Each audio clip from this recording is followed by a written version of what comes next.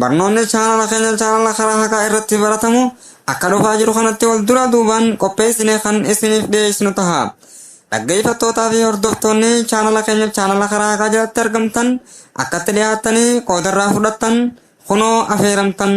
Tokkoffaan barnoota aqiidaa, lammaffaan barnoota tawxiidaa, sadaffaan barnoota shirkii fi iimaanaa, afuraffaan barnoota firqaa adda addaa, shanaffaan barnoota amantaa adda addaa, jahaffaan barnoota kitaabban aqiidaa, torbaffaan barnoota karaa haqaa, saddeettaffaan nashiidaalee garaagaraa kan jama'atul islaamiyyaa.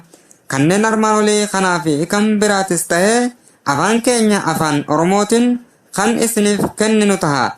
Qopheessitootaa fi dhiyeessitoonni chaanala karaa haqaa jalatti argaman jama'atul islaamiyyaa tahuu isaaniitis asumaan isin beeksifna.